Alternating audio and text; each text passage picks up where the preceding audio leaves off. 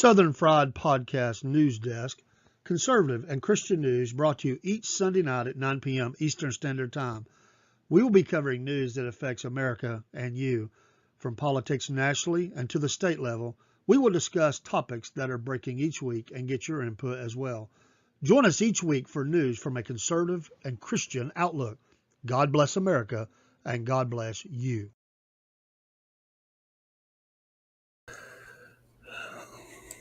All right, and absolutely, God bless you. This is Dave, my bent Trump hat from 2020. Thought I'd wear that tonight. Of course, it's 2024, but we're looking back at 2020, not in depth in every area. That would take a long time. There's a lot still being looked at on that.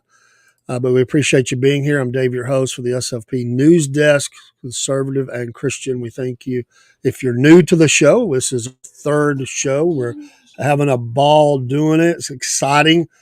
Sunday night's a good night to do that as we're getting ready for the week. And I usually do a couple of different things, one in the first hour and then some in the second hour. My partner, Rob, may jump in here in a minute and join us for a little bit. We were doing some things beforehand, and he may join us. I'd love to do that. I'm taking a glance as well at the Sunday night football game. Enjoyed the sports show today. And after this show, we're going to come in for just a sports wrap-up show. Be kind of late. This show doesn't end until around 11. But we'll get back in as soon as we can and try to do a wrap-up show for the day. It's been a great day of football. But let's talk politics a little bit. All right. Well, it's a new week, and we know that Tuesday is the debate. Last week we read the rules as we saw them, as we found them online, and people are posting them. We were looking at the debate rules. No great shock. And actually, I said that I felt like the debate format mostly benefited Donald Trump. Hello, Daniel. Good to see you, buddy. Thanks for popping into the chat. Sugar Britches, I'll be nice. Robert's not here. For those that don't know, that's the hardest working man in Chatsworth, Georgia, right?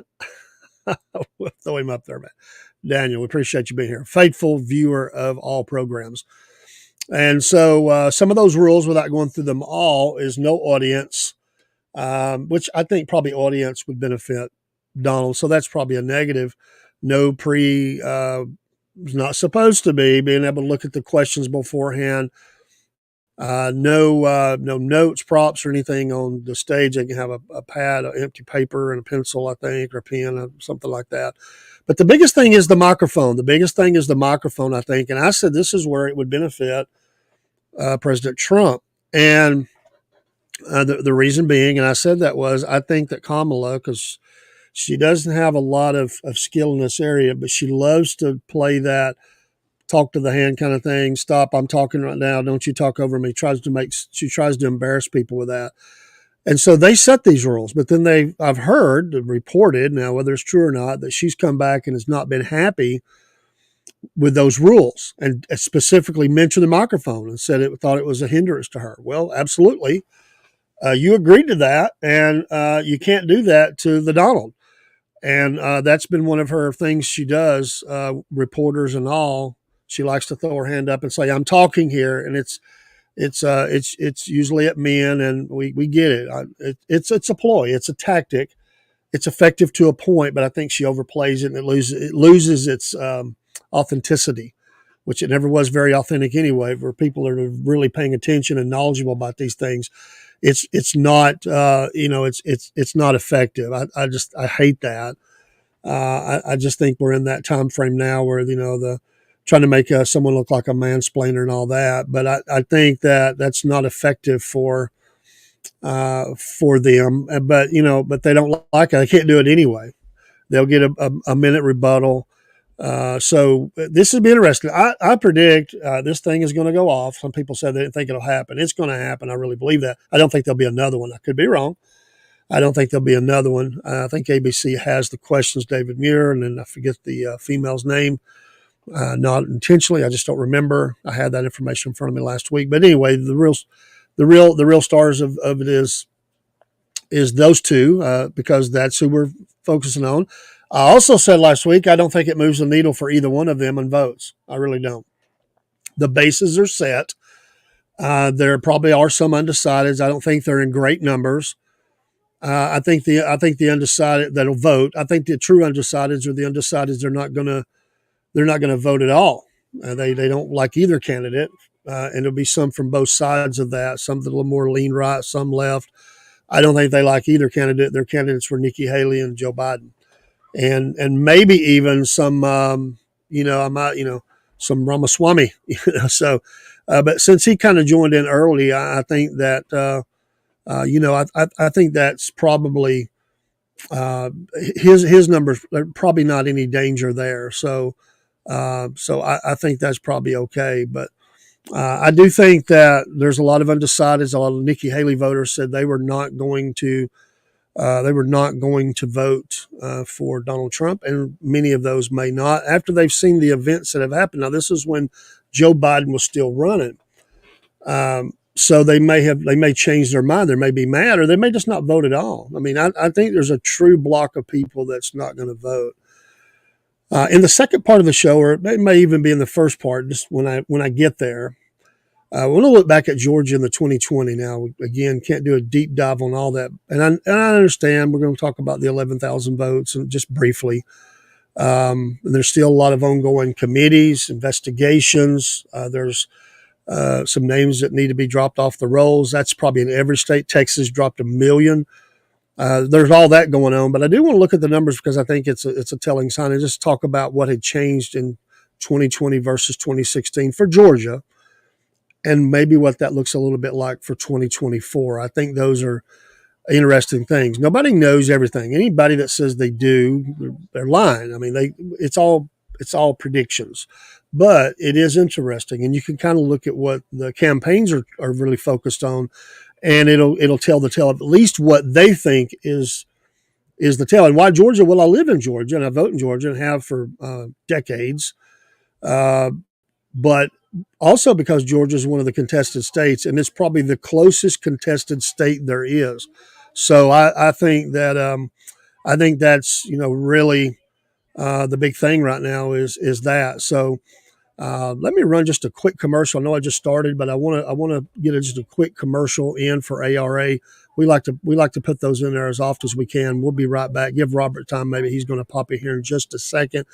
But folks, we are big supporters of animal rescue, especially the Animal Rescue Alliance down in Donaldsonville, Georgia. We have a great partnership with them, and they're just awesome people. And send them a donation or whatever. And if you can adopt. But if not, send them a donation. We'll be right back. I know we just got started, but I want to throw this in the beginning instead of waiting. I'll be right back.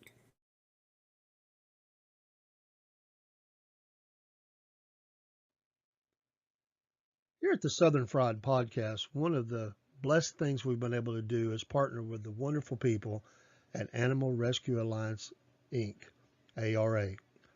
These folks are a no-kill shelter in Donaldsonville, Georgia. You see the contact info on the screen. And these folks would love to have you come adopt a dog or a cat. They have folks that come from all over the United States, not just the state of Georgia. They're great folks. It's been a wonderful partnership between Southern Fried Podcast and ARA. And we've been blessed to meet some of the folks that have adopted animals from ARA. Also, we've been able to encourage people to donate and volunteer. They encourage volunteers that are in the area, and they're just wonderful people. We'd love for you to contact them, meet them too, go on their website, see some of the animals, and we know you'll want to partner with them too by taking a dog or a cat to their forever home. Join with us, the Southern Fried Podcast, in support of this great work of the Animal Rescue Alliance, Inc., ARA. We know you'll be happy you did. I know we are. Absolutely. What a great bunch of people. So just one commercial. We'll come back later and get a couple of more. We've got a new one for our store. And in the morning, we'll be back with our morning show. So we may run that one. But ARA is real special to us, and we appreciate them. Again, keep an eye towards the ball game, 3-3 for Sunday Night Football. If you don't like football, okay, I get it. A lot of problems there with some of the things they've done. But I do like I like the players. I like players maybe more than teams, and just like to keep up with players. No fantasy guy, keeping up with my peeps, so to speak. Well, debate again, and if nothing else, we get a lot of talking points out of a debate. So, what areas do we think, and we'll analyze that next week. Obviously, that's going to be part of the show is analyzing the debate. How did it go? Who made points? Who didn't? And specifically, and I have said in both previous shows. I think Donald Trump has done a good job of toning it down some on some things, and he's let JD be the sort of the attack dog a little bit. But I did say I think their messaging needs to really center on those things that are affecting everyday Americans every day. And yes, it's important what he did internationally. That's a part of it. But obviously, economy, border, and it could go on and on and on. But I think he's got to just hammer on those. Her administration, because she was a part of it, has been a wrecking ball, and stay on track with that. The questions are, who knows? I know they're going to try to lead them. And yes, they're going to bring up abortion, and that's one of the big ones. Yes, they'll probably bring up Florida. Yes, they'll probably bring up the project they've been mentioning. They're going to try to slide those things in there. They'll try to twist it, and so. But he's really good. Donald's a great pivot guy. He knows how to pivot, and he knows how to see through that and move on with it. But he's keep the pressure up on what they've done. Stay on what they've done and what he'll do to fix it day one. Now, I've read some reports today that he has said that he would be open to prosecuting those who, if they're proven to, be found guilty in some areas, elections and different things. Some of them have, but that's the kind of thing that people want to hear. I mean, his base is definitely interested in that, of looking at, are these people going to suffer the consequences that did some things they ought not done? Some have. That's a small number across the United States. But is there more? And some would say absolutely, there's more. Well, we'll let these different ones that are investigating that. Well, hopefully they'll get to the bottom of it. And yes, and so he'd be for that. He's mentioned the no tax on tips. Those are good things that can kind of get some of the folks that are struggling to say, especially in those fields, or if someone knows somebody in that field that we obviously know Democrats are not for that. They're just mad they didn't think of it to begin with. They would have probably they would have mentioned it and then not done it. But yeah, day one, this debate, we're less than 60 days. Day one, what will you do? What orders will you sign in? Day one. He could get 5 to 10. Probably not have time for 10, but he could get 5 really good day one things, and you would be able to hear the chorus of the amens, even though they don't have an audience. You could feel it. There'd be people saying it, amen, and then point out their failures again and again and again and again. That's what he needs to do, and deflect off some of these things. They're going to try to pin him down and make him look bad. Who knows what they'll bring up? But he obviously done great in the last one. He could have done better. I've said that. I thought he could have done better. It was just Joe was so bad, and it wasn't hard to be better. And he could have done a lot better in some of the messaging. And I've said that. I'm not being critical. I'm just being honest. I think you hear people talk about it. I work with a lot of people, and they are voters who will vote for Donald Trump. And they've told me they don't like that. They don't like it when he rehashes, and they just ignore it. I mean, they get it, but they'll say that's Donald. So, but they have all said to me, how many is that? I mean, I don't know, but I think they represent a certain demographic of of people who are not below the poverty line. They're professionals. They're college educated. They're conservative. They do, they voted for him previously. They'll vote for him again, but they're looking for some concrete things. And they were also the ones that said, listen, slow down on the mean tweets and stuff. Even some people love that, but there were some that was like, let's clamp down on that a little bit. So all demographics, everybody's looking at something different. And so this election is no different. The demographics always change in the nation in certain areas, especially in certain states. Georgia's has, and we're going to look at that in just a few minutes. I've got some info cards I want to throw up on the screen. and sort of highlight some things. And again, we can't look at it in depth. We just don't have the time to do that on this show. But I think it's valid to point out some things. Georgia is, I think, and some have said they thought North Carolina or Pennsylvania are closer. I don't agree with that. I think Georgia is a huge key, and if he loses Georgia, he loses the election. I believe that. Don't throw tomatoes at me. He has to win Georgia. I believe that. Didn't do it last time. We can say it was a steal.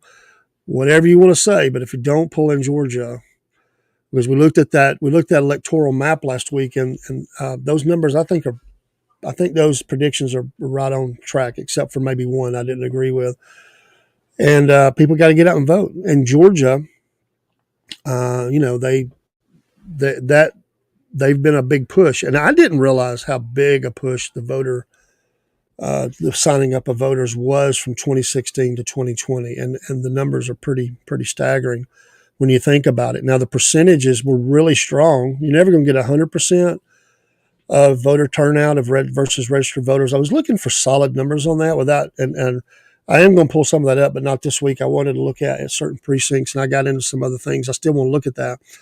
But I can tell you that in my precinct or my county, the numbers were pretty consistently about 65 to 70% of eligible voters voted. That's really strong. Now, that will vary across the state, 159 counties, I believe it is.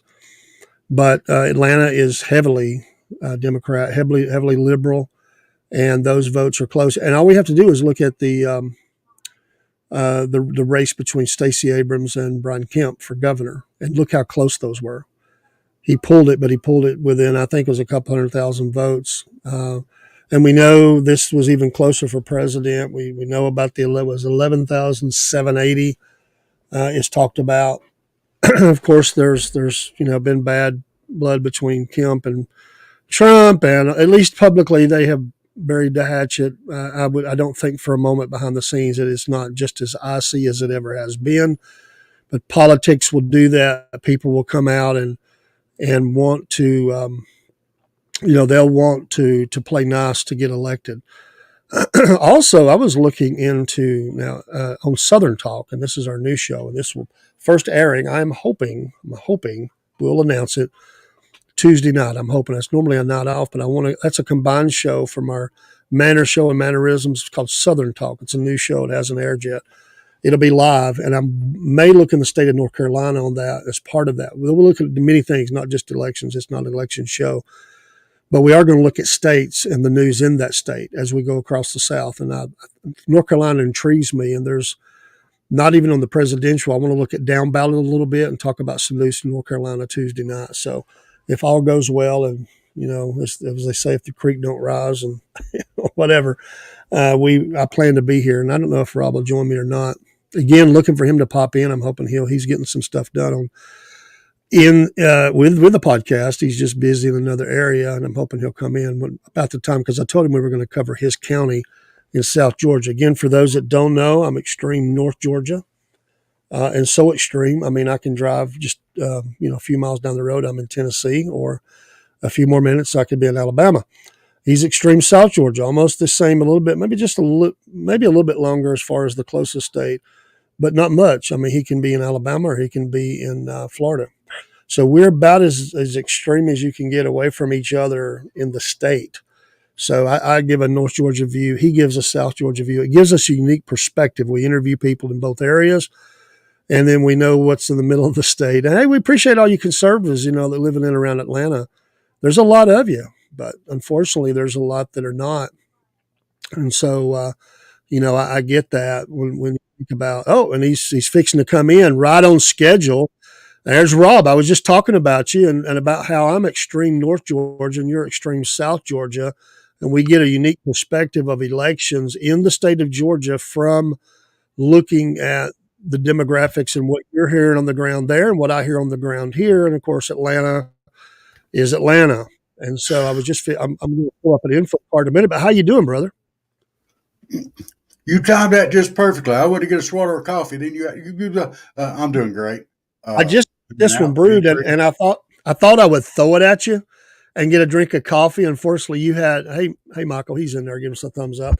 Unfortunately, we were thinking the same thing. So the folks, hey, if you got, what do they say? If you got them smoking, well, we're not smokers, but you know what? If you got it, drink it. We'll say good stuff, tea or coffee. Mine's coffee. And by the way, I've got this one is from the Kennesaw Mountain National Battlefield. Oh, That's a nice cup right there. That's a sturdy yeah. cup. That's one of those cups you can put your hand around. It ain't got a sissy handle on it, man. I like a good cup. See, Robert, he's here drinking out of it. What do you got? A plastic cup? I've told him about this before, man. Get Look, you let a me good explain coffee something cup. to you. These hold a lot more than just a coffee cup. And I've got my big silver mug that I drink out of, but when it's dirty, I'll go to one of these. Tarman, absolutely, and we're gonna be looking at again on the Southern Talk. I think North Carolina. That is another top battle, really north instead of south. But these states and three more are Pennsylvania, Wisconsin, Michigan, out west, Nevada, and they say Arizona. I think Arizona, Nevada, I think could go Huntsville, come on conservative. here and kick our heinies for calling it if we don't get off that Nevada thing. I know. Well, we said it, Nevada. You know, we said Nevada. Well, she might not like that. I don't know. She sent some pictures. I may have to show those. She, I'm gonna ask her. She looked up. Let me divert here just for a second. I want to pull up these info cards while Rob's in here. I don't know how long he's intended to stay, so I want to grab his attention while he's here. It takes a bit to grab his attention, so I'm going to do it. I'm going to throw his home county up. But they had hot air balloons coming over their house today. You ever see hot air balloons come over your house? Heather did in Nevada. And my sister says, quit trying to sound like a goat when you say Nevada. I can't help it, man. It's like programmed in my brain. Whenever I say that, I have to say it. Nevada. But I said, oh, y'all like the hot air balloons, but would you ride in one? They're like, oh no, I'm not riding one. I just like watching them come over. But she showed some weather stuff out there, and I'll have to pull those down. I had to have a chance to do that. Absolutely. So first thing, let me run through some of these cards. Hang on just a second. Let me get to where I need to be. And the first one is, we're going to be talking about that too this week. Yeah, Beautiful house. The Lapham Patterson House. It's in Thomasville, Georgia. And it is a very, very neat house. And I've got the wife and I went and toured it, and we're going to be doing a show on that here pretty soon. Just for the record. No, I like it. I'm happy about that. We're going to try to do some historical stuff and show that anytime we go somewhere. We're thinking podcast and show you some neat stuff. So Robert shared some of that with me, and we're going to dive in and learn about this house. It's very unique. Now, this first part, a lot of this is from the Secretary of State website, but this first part is just a Wikipedia, and I know you can get off. But it was kind of interesting. This is from the 2020 Georgia election there. And I thought this was interesting. Okay, voter registration for the 2020 general election ended on October 5th in Georgia with a final total of over 7.2 million registered voters, an increase of 1,790,538 new voters since the 2016 election. Folks, we would call that significant. And 805,000 new voters since the 2018 gubernatorial election. So, wow, what a jump there. There were a lot of people signing up to vote because of, there was a lot of push. A lot of groups were out there pushing. This is just Georgia. Absentee mail ballots were sent out on September 15th, unlike the June 9th combined primary. Georgia Secretary of State Brad Raffensperger declined to mail out absentee ballot request forms for the November 3rd election. Instead, established a website for the registered voters. This was controversial to apply for an absentee ballot. In addition, third-party nonprofit organizations such as Voter Participation Center sent out nearly 2.2 million absentee request forms to registered voters by mail, including the voters who did not have computers nor internet access. 1.7 plus million absentee ballots were requested by mail or online by voters by the deadline of October 23rd. The Secretary of State's office allowed counties to install multiple drop boxes, another controversy from that election that has been reduced now. For absentee voters to bypass the postal system on the condition that the drop boxes be installed on county government property and surveilled with 24-hour cameras. Well, 2,000 mules, I guess you could say there, but they have reduced that. They're now inside. I don't think that they are allowed outside. I think I'm right on that now. Early in-person voting began on October 12th. Complaints regarding hours-long delay, hour-long early voting lines soon across the state, especially in Metro Atlanta. Remember, let me see here that right. State officials attributed the long durations of lines to voter enthusiasm and lack of preparation by county boards of elections. And then Raffensperger recorded 126,826 votes having been cast early or absentee across the state on October 12th, a record turnout for the first day of early voting in Georgia general election. The record turnout continued throughout the first week with a 1.5 plus having been cast by October 19th, and by the 21st, 2.1 plus votes had been cast. Over 50% of the total votes cast in the 2016 election. That's significant. And by October 30th, over 50% of registered voters had cast their ballots. And the source is Wikipedia. I want to be fair to that. So, interesting. All right, let's move into some more information. Any comments on that, Robert? I thought that was significant. How many new voters came online? Okay. Here's my thoughts. And a lot of people are going to disagree with me. I'm probably going to get shot down on it. But I'm going to say this. I'm going to say it. If there are some people that absolutely cannot get out and vote, okay? You take me, for instance. I could very well get a mail-in ballot. I can't drive. I could very easily get one. But you know what? I go when my wife goes, and I go vote. I go vote. Yeah. If you ain't got the wherewithal to get off your behind and go vote, I'm disabled. I can find a way, and I still find a way to get up and go vote. It's important. It's meaningful. It should mean enough to you to get up and go vote. Yeah, I think anybody can get them, but I do agree. I'd rather go vote at the place. And I know, like, I don't think he minds me saying Tire Man. He gets his, but he has health problems, and he's also offered to help people who do that to navigate that, and I think that's great. So for those that need it, great. Or you're going to be out of country on a vacation, all sorts of reasons, then it's there for you. Yeah. But I do agree. And sometimes voter apathy takes over, but I think, like I said, just this mass mailing, that was controversial. The drop boxes are controversial, but there were a lot of people that signed up to vote. Now, two things about that. There was a lot of work in Metro Atlanta. I'm going to tell you, that's where a lot of that work does, and we know why. And also the electorate got younger. A lot of them were under 30 and under, is from the information I'm reading, that became significant. All right, let's go to the next one. Cheating. You talk about, go ahead. Let me throw one more thing in there. They did all their work in Atlanta. Okay. And one of the most heavily Democratic, I'll say it, areas in the state. That's where they worked. They didn't get out and push the vote in my county. They didn't want those votes. Huh? There might have been some groups doing it, but I bet it wasn't in mass, because they were trying to change those numbers from 2016 and flip Georgia, which happened, and we know there's controversy, but it did. Georgia did not go Trump, and it was very close, razor thin. Of course, senators were elected. There was a lot that happened there, but think about the numbers of people: record turnout, high voter participation, younger voters, and some of those were minority. Many of those were, African American, and I will say that already in the 2024 election, looking at Georgia, millions of dollars are pouring in the state. Each side, they know Georgia is the jewel of this, and they've got to have it. A third of your electorate in Georgia are black, and so they're certainly Kamala Harris and her team is focused on that.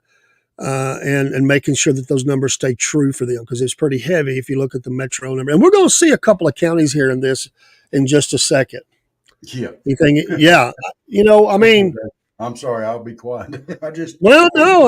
You can say whatever you want. It's opinion, and I just wanted to throw up some stuff. So we know what has happened.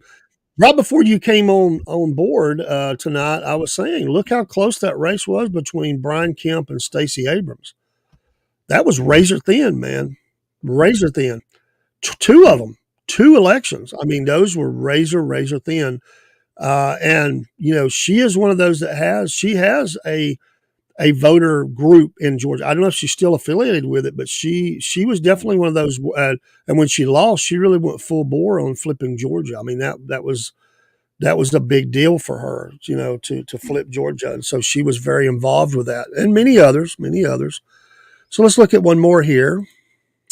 All right, this is just an overview of those numbers. So this is the 2020 election. You can see at the top.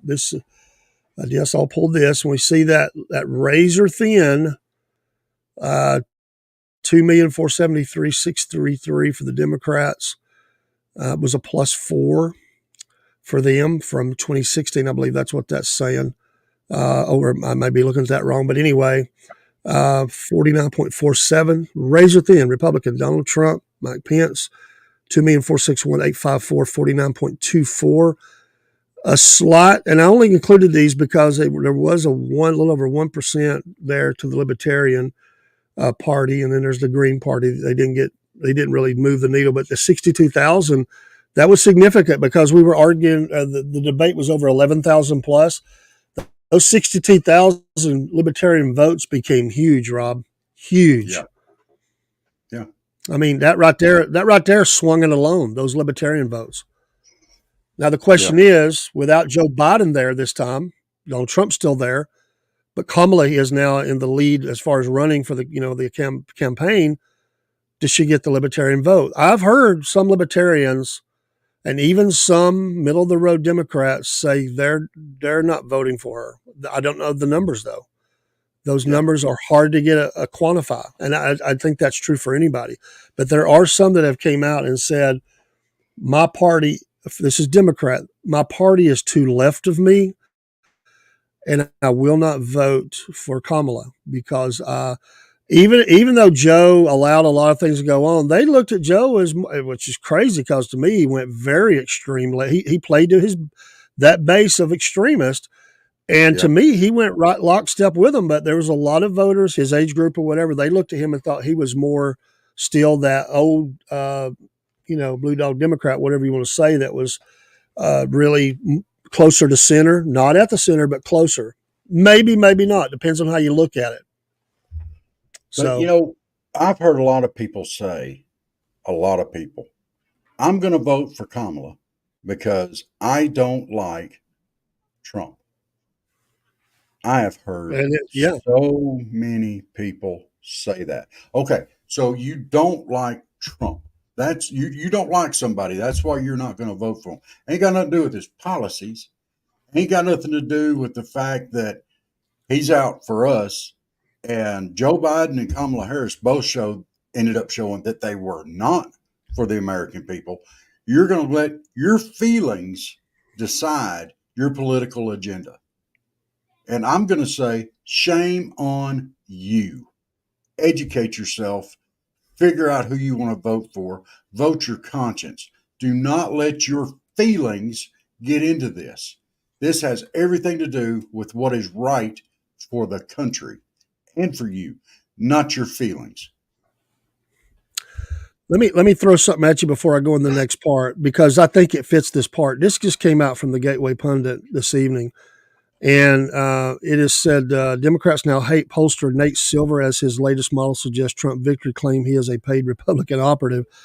It's really short, but let me read this. Nate Silver, the liberal, notice I said liberal statistician who runs the popular polling and data website 538, is drawing anger from the leftist after his latest election models indicated that Trump is the favorite to win November's presidential election. Again, I told you I don't like polls, but trends, that's another thing, is what's the trend saying? And it may be that her campaign's running out of steam. Biden voters don't like her, mostly. I believe that. Said, as reported by the Gateway Pundit this week, Silver's latest polls indicate that Trump has a 62.5% chance of victory compared to Kamala Harris at 38.5%, suggesting that her honeymoon period is well and truly over. Of course, Democrats and leftists are not happy about those findings, and so they're attacking him heavily. By the way, if you're a liberal and you don't go with the party line, you're dead meat. I mean, and there's some other things you want to see that, go to the Gateway Pundit. He has a lot of graphics and a lot of things and this is a liberal pollster, Rob. Now, Yeah. they're trying to say he's been bought off. Of course, it's always disinformation, Russia, all that. This is where they're on. This guy's looking at it. He says he's just looking at the data, and people are not happy with her. Well, look, they didn't vote for her. They didn't vote They for did her. not vote for her. They voted for Biden. And then they kicked Biden off the ticket and just shoved her in there. So their votes meant absolutely nothing. Nothing. Yeah. And imagine, they came out and they voted really strong in the primary for him, and then their votes just get took away. Tossed. They don't mean nothing. And might I say, they were truly Biden people, and they did not like her ever. No. Ever. And see, and these are the same people that say they care about democracy. They care about democracy. Oh, they love democracy. Unless it made me spit my coffee out. Unless it works against them. Well, and what is their version of democracy? What? Because they like to throw that word around, democracy. They don't. As long as things are going their way, they don't understand constitutional republic. They just like to throw that around.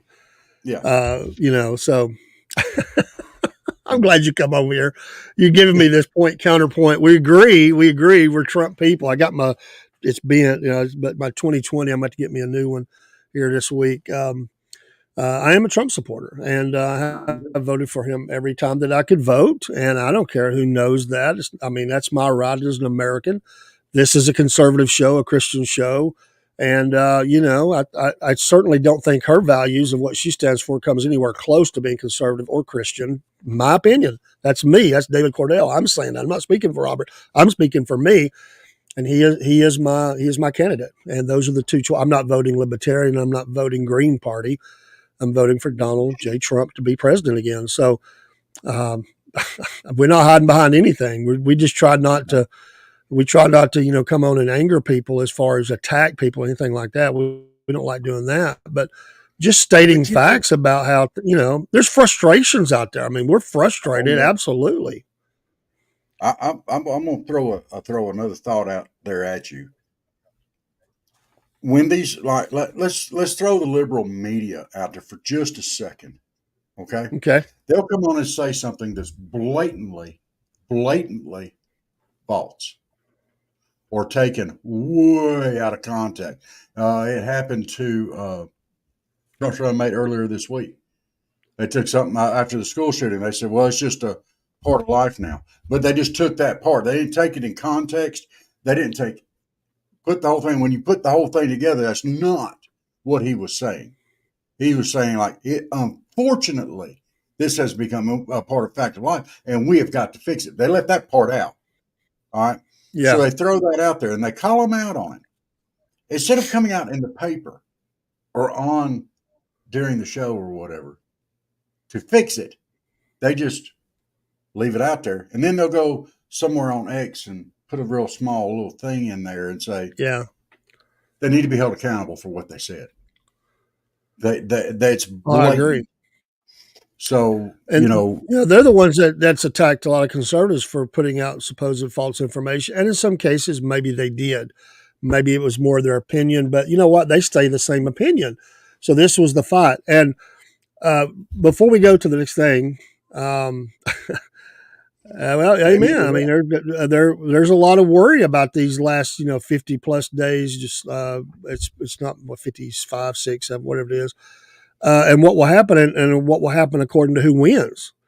What will happen. And if we look back at Charlottesville, suckers and losers, and the list goes on of things that they have just attacked him on, not even counting the using the Justice Department and certain states like Georgia down in Atlanta, prosecuting him and trying to destroy him that way. I've never seen anybody in the history of America that has been attacked as much as this man has. That's true. There's nobody.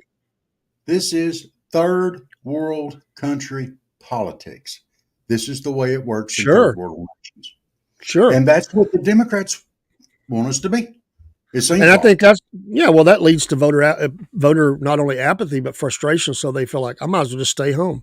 My vote Yeah. don't count. Or so I hope through tonight at least we can show you some things where don't do that. Don't let them win that way. Go and vote, No. and let's hope that there's good people that will stand up and whistleblow or whatever if they see something going on.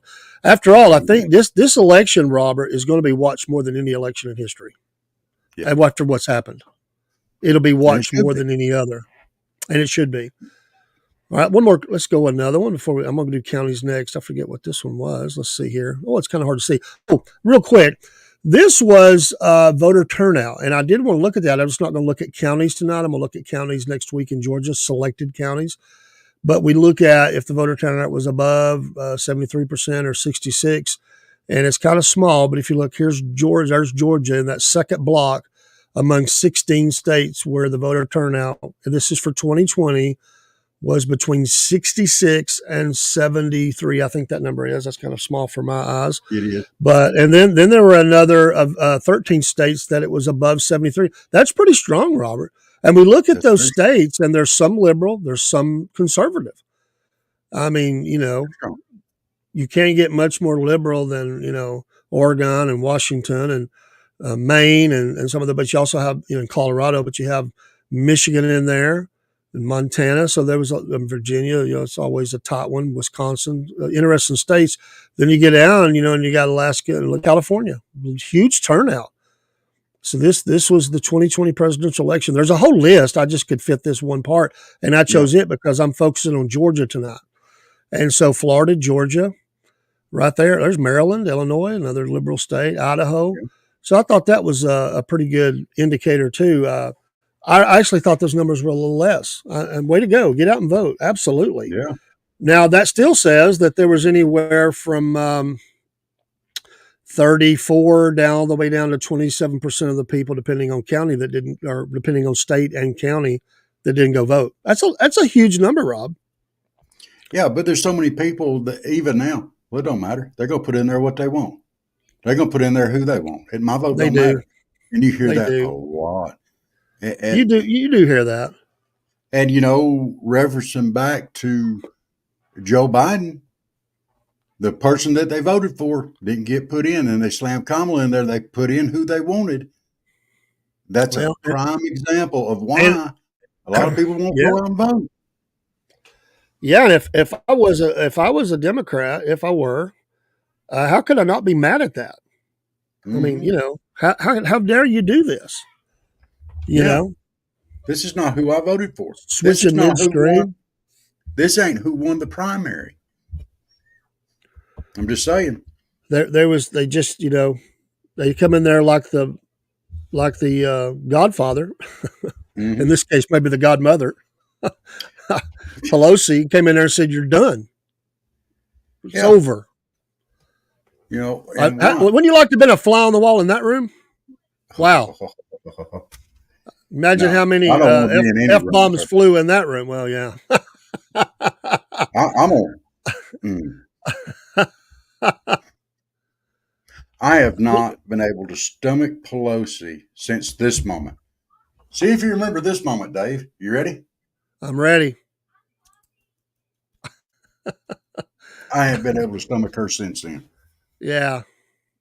Or when she tore up his speech and all that kind of, I just, she is so petty and so little-minded. The whole mask on and bending on their knee, that one disgusted me. I'm like, come on. One of the worst staged photo ops ever. Good grief. I would bend my knee to God, my Lord, and I do. Amen. You know what? We always got to be a little comical. What ran through my head is I got to give them a little credit because them old codgers. We like to joke about me being elderly and old grouch, but you know what? Them old codgers, the fact they got down on one knee and were able to get back up, that's pretty impressive. When they went down and got on one knee, I thought, I wonder if they're going to take the camera away before they get up and bring in the handlers to help them get back up. I'm just saying, some of them folks in their 70s, and they some of them might be. I'm not saying for sure. Might be a little bit of a drinker. Don't know if I was drinking that day, but there's a lot of talk about that. Well, they were at least taking some leave. Some being well, gay. well, I they gotta get always on my say new that. diaper, rub it up. Get ready for Yeah, this. they always say they were giving Joe the juice or whatever. Maybe they did that day. But hey, I got to give him credit. I'm saying for me, I've got a bad knee. I was thinking, man, first of all, my knee would be killing me down there with that whole hard floor they were on. I was thinking my knee would be Yeah. killing me. Then it was time to get up. I'd have to have the chair to use as a bridge or something to help get up. But see, I, there again, that was all a dog and pony show. sure.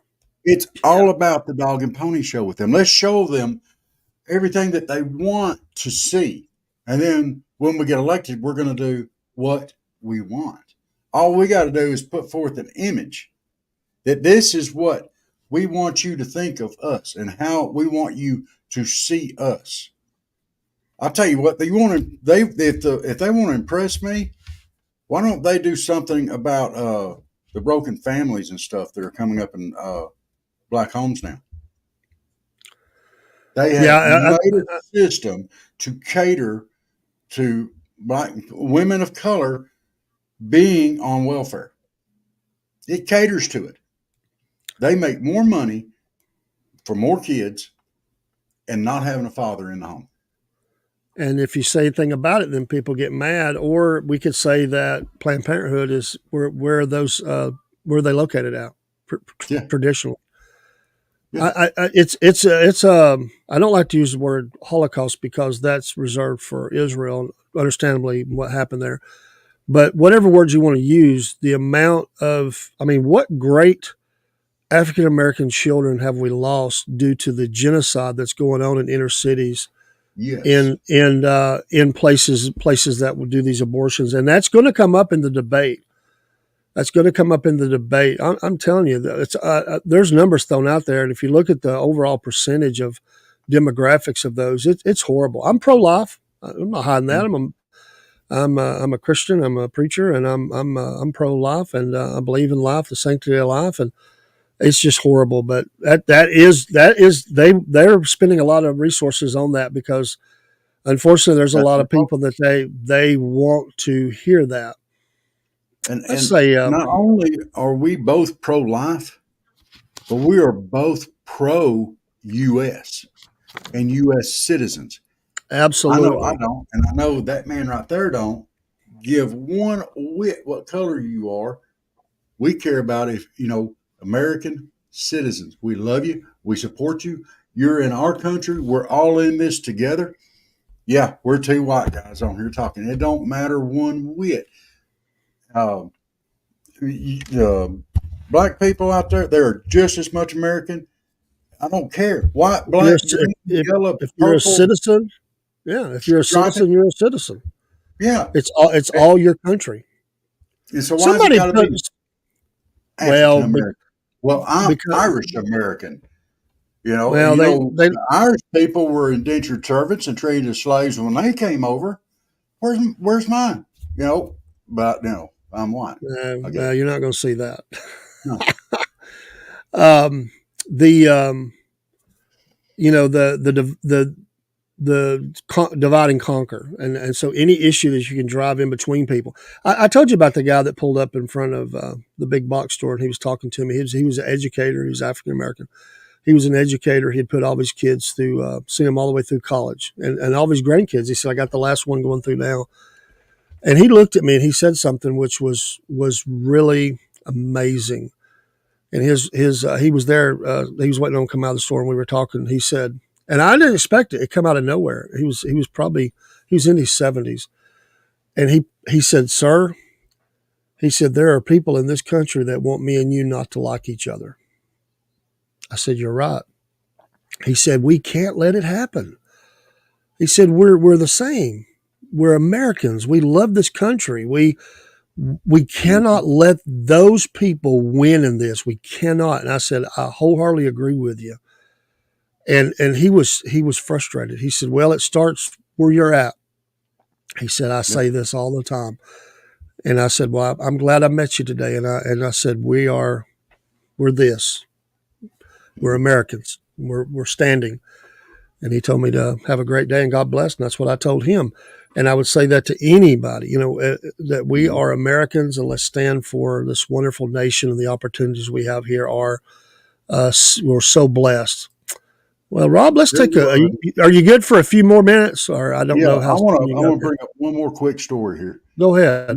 You remember a gentleman that came to work at the place where we worked at? He drove a Okay. lift truck. Do you remember him? Him and I had worked together at a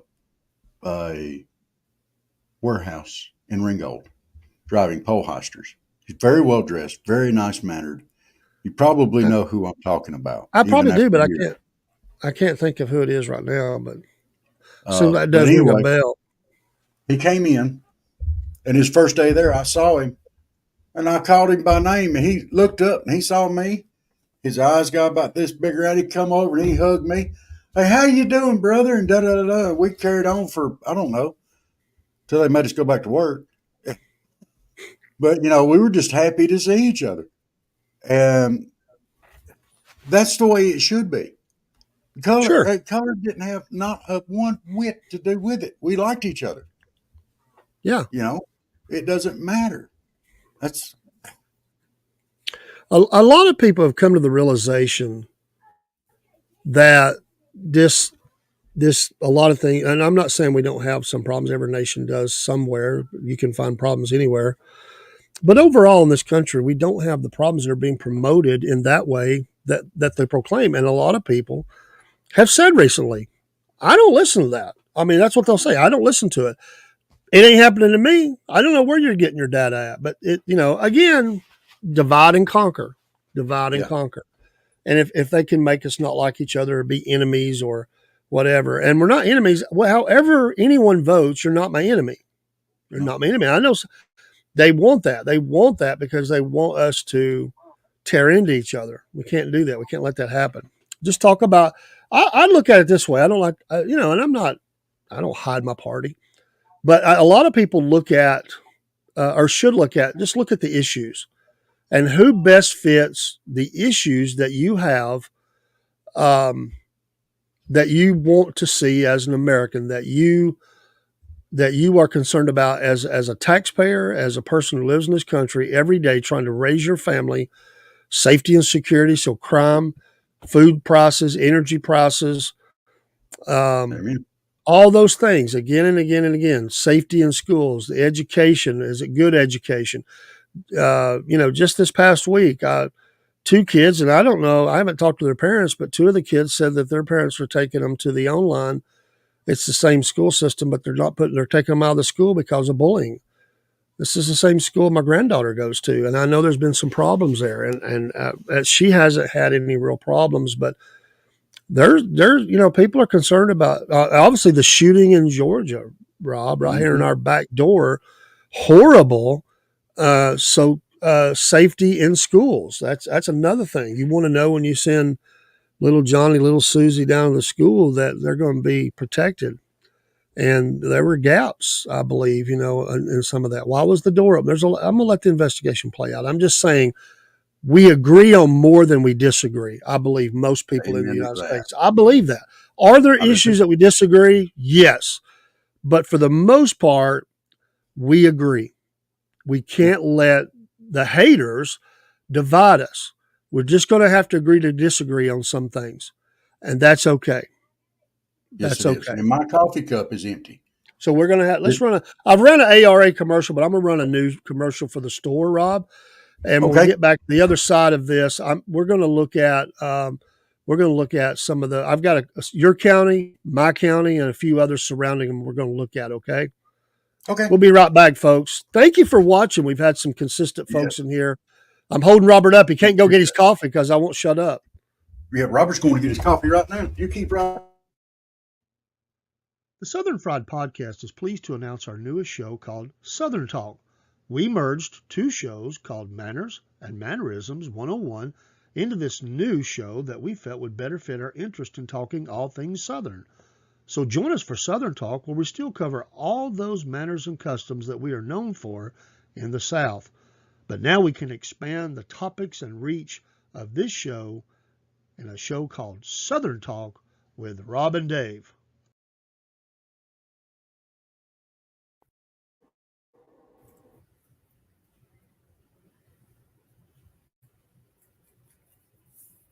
Hello, folks. Just got finished an interview with the Southern Fried podcast about the upcoming movie called The Keeper. It's in movie theaters nationwide. It'll be streaming in November. It's about a veteran who attempted to hike the Appalachian Trail, successfully ended the trail while fighting his battle with PTSD. It's based on a true story. I hope y'all go see it. It has a wonderful message. It's a very powerful movie. But yeah, please go see it. Hey, here at the Southern Fried Podcast, we've got a new morning show. Well, it's actually the same show, but we added a day. We're now on Monday, Wednesday, and Friday, starting at 6 a.m., and we go till about 7, maybe a little after if we're having a really good show, and we just want to keep it going for a few minutes, but it's usually about 6 to 7. We hope you join us. And as our tagline says, nobody really wants to get up, but since you're up, grab a cup of coffee and join us. Hopefully we can get you started on your day talking about a little bit of sports or news, have a little laughter. Everybody needs that in the morning, along with that caffeine. And hey, we're trying to get you awake. You might be trying to get us awake. So join the chat.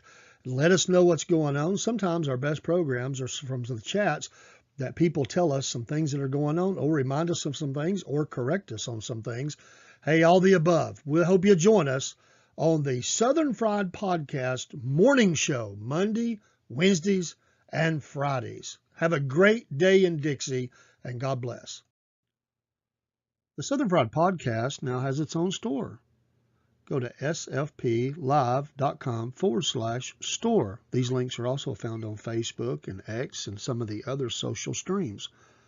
You will find shirts and hats and mugs and bags and all kinds of items with many different designs. These are just but a few of the more than 250 items that we have with different designs. We hope you'll come and shop, support the podcast. Every dollar that is paid will go towards keeping the podcast growing, and we thank you for your support. sfplive.com/store. Go shop today and get that favorite person in your life, their Southern Fried Podcast item, and it'll help us advertise the podcast as you wear these things or take these things out into the public. We thank you for your support. If you have any questions, email us at southernfriedpodcast@yahoo.com.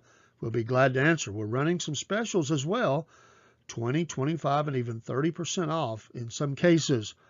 This will eliminate the mailing charges for sure.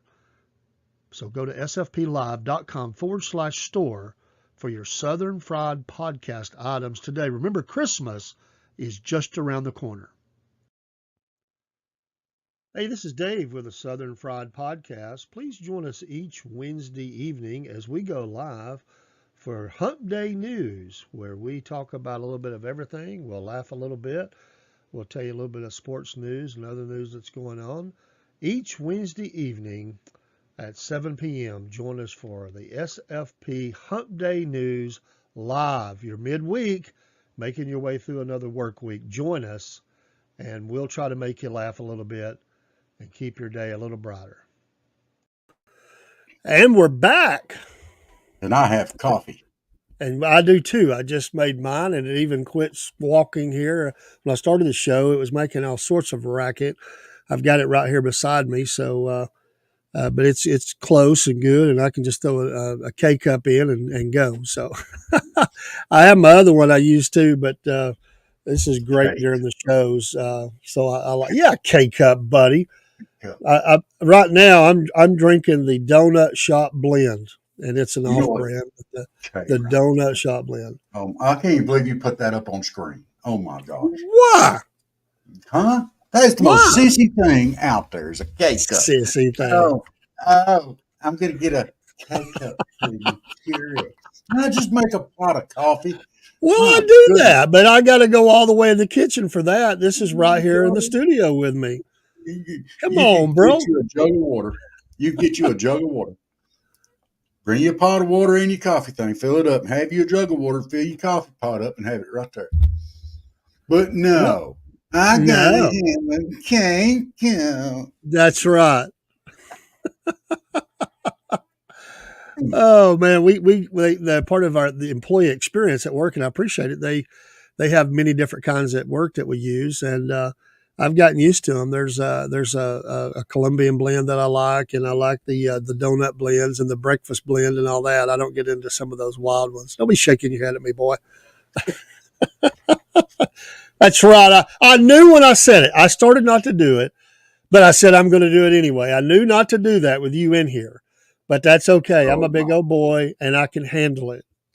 By the way, the Lions are you ain't leading gonna be the able to Los handle it Angeles much Rams longer drinking them 10 to things. 3. Let me tell Drinking you, them things, your skin's when gonna you be getting see thinner and when you thinner. see the cup, you don't know what's in it. Oh, I do now. You admitted one day that you drank some instant, so I don't want to hear it. Look, Anybody when that there drinks wasn't instant, nothing else around, and that's all I had. And usually I just eat it by the spoonful. oh man, Because instant coffee is nasty. Tarman's with me. He understands. He No, he understands. doesn't. He's He's just doing that to make you feel better because you're old and crotchety. No, he come in here to help us and bless us along. He's an Yes. encourager for us. You know what? You know why he has a K cup? In case a female visitor comes by, he can make them some coffee. Oh man, you had to go there. Wow, Rob. Wow, Tarman, can you believe he said that? Wow, look at here, look at here. You take that. Instant coffee causes Okay. brain damage. Well, it's too late. It's too late. Attention, attention. All hands on deck. We have already got this news. Robert has brain damage. We already know this. It's been that way for a long time. Yeah. This announcement is over. Why don't you get some new news? You know. Well, that old news is I'm riding it as long as I can. That's Well, like a you old horse, guys like that. It's getting slower, slower. Yeah, But I would be riding a real horse. You would go to the store and ride one of those you get on for 50 cents or 75 cents or whatever. I I'd could do see it that. just to see the look on people's I know faces. you would. Old man on there. Woo! I'd get into it too. You reminded me of something. We were up in Pigeon Forge one time. This is years ago. The boys were little, and my wife, yes, Miss Lynn, she was letting the boys ride. And next thing I know, I went around the corner to I was in a store. I came out, and she's on that thing riding it, and I'm like, I don't know these people. But my son goes, Daddy, look, Mama's riding the horse. And everybody stops and looks. And I'm like, oh, okay. Yeah. We became that tourist right then. That's amazing. I love that. She's always been a kid at heart. I went to Walmart with a good friend of mine one time. And it was before it moved in Fort Oglethorpe. It was at the old place, the way old place. Oh, I got you. And we walked in there and we were doing Christmas shopping. And his wife was with him. They were shopping for their young, and I was shopping for mine. And we were bebopping around. We get ready to leave, and we go up to the front, and there's this officer there, fairly young officer. And I couldn't help myself, Dave. I started in on him.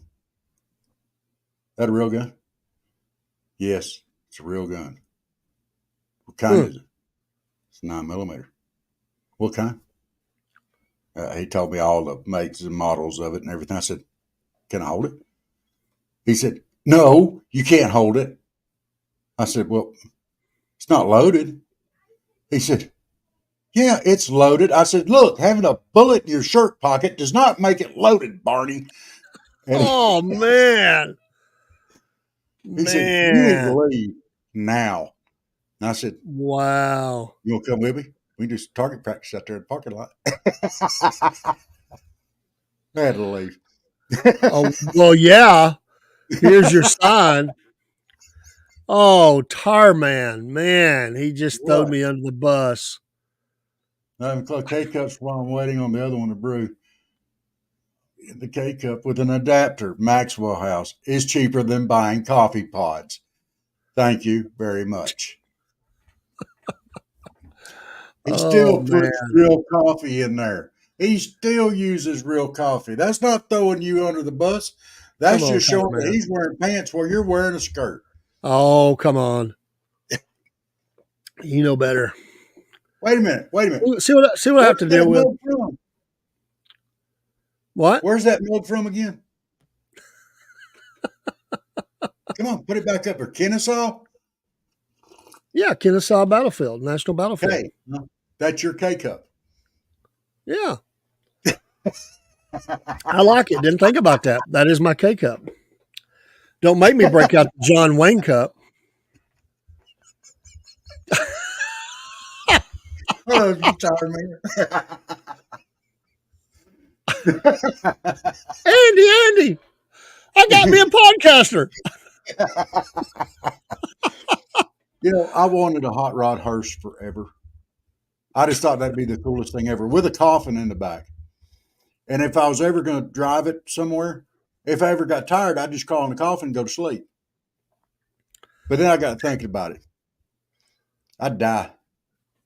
Because if a state trooper pulled up behind and you just pawed off and crawled up in that coffin and went to sleep, when that state patrol pulled up in behind and saw that coffin in the back of the hearse, he'd have to look. He'd have to look in that coffin. And when he raised that lid and I go, hey, close that, I'm shot. Oh my gosh. Used to you could go around the country and you could get those things dirt cheap, honestly. Mm-hmm. But because all these people like you want to do silly things with them, they became a trendy kind of thing for that crowd. And now people don't sell them as cheap as they used to. You could find them things. A flamed out, dark tinted one. Oh man, solid black. Oh, beautiful. They actually have a good ride to them. I mean, Yeah. Well, you don't want to bounce him around or him or her back there. Give them nice and smooth. It's their last ride. Nice and smooth. I don't think they're going to notice, Rob. You better hope they don't. All right. Let's pop up one of these graphics here before we get down this road and we go crazy and forget about it.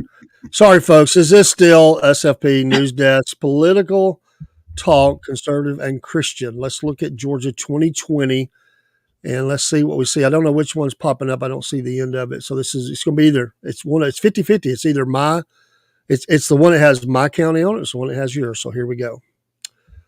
And it is the one that has my county, right? Yeah, my county. So I included just the C's there, but I did get Dade County in there. And we see some of those. No, it's actually yours, Rob. That's Colquitt. Colquitt, right there in the middle. That is Colquitt County. That Colquitt is not my town, and it's not my county. Well, you know what I mean. It's the county. You pull by county, dude. So anyway. But I live in Miller County. Well, I thought you lived in Colquitt. No, Colquitt's the city. There is a Colquitt County. That is actually Moultrie, sir. Okay, that's okay, because the numbers are probably going to be about the same. Honestly, they wouldn't change much because of the demographic, correct? Yeah. Yeah. So I don't have the header on this. I just clipped it out, but you can see the blue. We know that's Democrat. And then we see the other color shade they've done there. So we can see that these counties, except for 4 in this grouping, went Republican. And we can see by those numbers. So Colquitt was 73.21%. So a heavily conservative area. Now Cobb, that's around Atlanta. Yeah. We can see that those numbers swung heavily, although not as it wasn't as bad as I thought it would be in Cobb. Cobb's not Fulton, but that's all different. Clayton, heavy. We can see there. And then you got a Clay. I'm not sure where Clay is at, Clay County. It was not that much of a difference. Close to Randolph County. That's close to, if I remember correctly. Give me a city in Clay or near Clay that I can reference point in my brain. Clark County's Athens, but I don't remember what city is Clay County near. Anyway, you can look it up. But 791 versus 637, so those numbers were really close, 55%. I mean, within reach. I mean, it's still a lot of, I mean, it plays out 55 to 44, so they won, you could say handily, but those numbers they're very close because there's not a lot of people, voting, not as many people. Very small. That's the smallest one on the board. Bluffton and Fort Gaines Texas, area. Clinch is small. Do what? Bluffton and Fort Gaines area. Fort Gaines. Okay, I got you. I know what you're talking about now. Clinch is even smaller. Well, no, it's not because it was 2,000 for the Republican, 744 for the Democrat. So we can see that. And then Clark County, 36,000 to 14,000. Cherokee, 9942 back to Republican. So anyway, in this, we can see generally as a representative. And I was thinking, I don't know why I was thinking Colquitt for you, but I bet it's the same, Rob. We could pull it up and look at it next week. Dade County is near me, 6,066 to 1,261, so 81%. In fact, if we look at this board among this grouping of counties, them and Dawson run the board here as far as the biggest spread. Not as many voters, but the biggest spread from Republican to Democrat. This is the 2020 presidential election numbers we're looking at. So anyway, interesting. Here's the problem with that. While the majority of those counties are red, they're small. Those four kill them. Yeah. Those 4 counties that went blue, kill them. Well, sure. Well, and if you're looking at Clayton or Cobb, the numbers, look how many more they are. Look how many, 221,000 in Cobb, 165,000. So, we're looking at, upwards of 400,000, close to it, not quite, voters. I mean, look at how small that. So with all those they go Republican, but they're small. It's kind of like the middle of America. You know what I mean? It's kind of like the middle of America. You have Montana and all them that go Republican, but there's like three electoral votes. Yeah. So we put that map up last week. I don't have it in here now.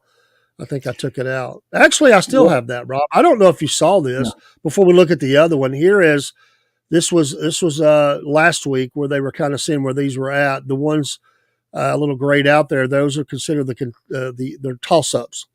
And of course, Georgia's there, but that's pretty. I don't think it's going to change much. I think so. Who wins those states? They win the White House. And see, there again is people it's not even largely representative of the country. It's just these people, certain areas control the whole thing. They control the country just like we control the state. And that's you take Georgia, for instance. Do you have a current map of Georgia for the way they voted? I think in those numbers I put up, it's not a map. I mean, I can get one, but it will show you. They're mostly around Atlanta's blue, and then there's a couple other counties like Albany and over at Savannah, they're blue, and there's a couple others. So it's a lot of blue in the center and a lot of red the rest of the state. Nah. That's where the biggest group of people is around Atlanta. Obviously, in those voters. So I mean, that's just what we're dealing with. Yeah. While you're looking that up, I'm gonna throw this other one up here. And here is, I kind of might have to drop that down. Hold on just a second. Let me drop this down here just for a second because my county is at the bottom of this one. And there's Catoosa, 25,000 to right at 7,000 was the spread there. So 77% went Republican. And that's not the heaviest one on there as far as the spread. I mean, you look up there, Brantley, 90%. Wow. It's a small, they do have right at 7,000 versus 700. So you can see that, it's still small relatively considering. Now, Bibb County on this list and Calhoun County, they went, of course, one's smaller, one's bigger. They went Democrat. Bartow, which is not that. I mean, it's north of Atlanta. That would be your. Is that Cartersville area, Bartow? Is that? Am I right on that? I could be wrong on that. Sometimes I get lost in the counties there, but they were 30. This is 2020 election again. 37,000. Well, you could if you want to run that up, 38 to 12,000. So it's almost a 75% Republican county. And that, again, remember all them extra voters, all the extra voters that came in. So the numbers really jumped. So anyway, Butts County, Bullock, Bartow. I may be wrong on that, but they're around Adairsville, Cartersville, something. Anyway, Cartersville. Yeah, Cartersville. Sorry, man. Thank you. I thought so. I just sometimes you cross into a county because you got different counties there, and you cross out of one going to another. And I've been down that way a lot, but I just thought that was interesting when we see that. But for Catoosa, again, 77%. Catoosa is changing a little bit, slightly. There's more and more people coming in, so it is an exploding county. But so is Walker. I have Catoosa, Walker, Dade are the closest counties. I'm in Catoosa. Walker's next to me, and then Dade is a little further over. The state of Dade. Let us not forget that. So anyway, I just thought that was interesting. As you look at that, again, I didn't pull every group. There's 159 counties in Georgia. So I meant to get Fulton. I think I left that off, but maybe we'll look at that next time and just look at Atlanta proper, because this was more looking at North and South Georgia is what I want to look at. So we'll look at Atlanta proper next week, and we'll kind of look at that. But did you find a colored map that kind of shows what that looks like, Rob, that you could pull or put up on the screen?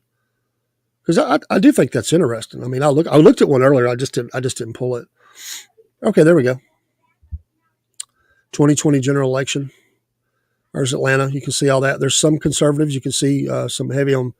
They kind of leaned maybe Democrat or they leaned Republican, but but it's heavily blue. But there's a little more blue there than I thought in some of those counties. Of course, that's Savannah over there.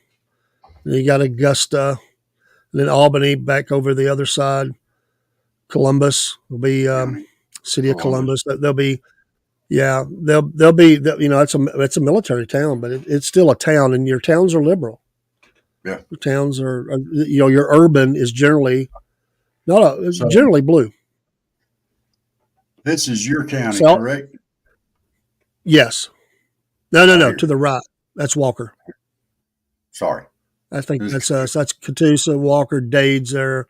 So if we're extreme, that's extreme north, and you look extreme south where Robert's at, and he can show you on that map about where he's at.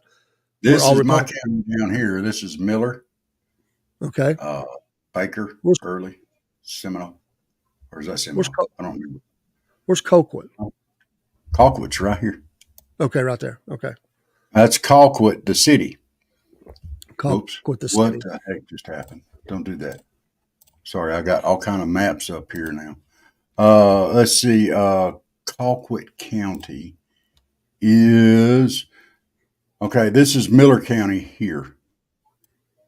See if I can pull that up right here, and that's Colquitt, the city, right there. The city.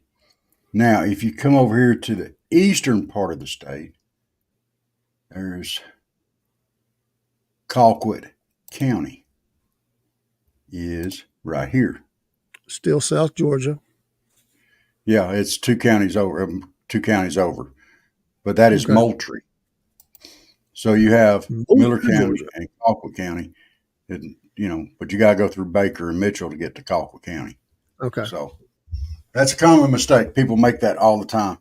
A lot of people ask, "Where are you from?" I say Miller County, just to avoid the confusion.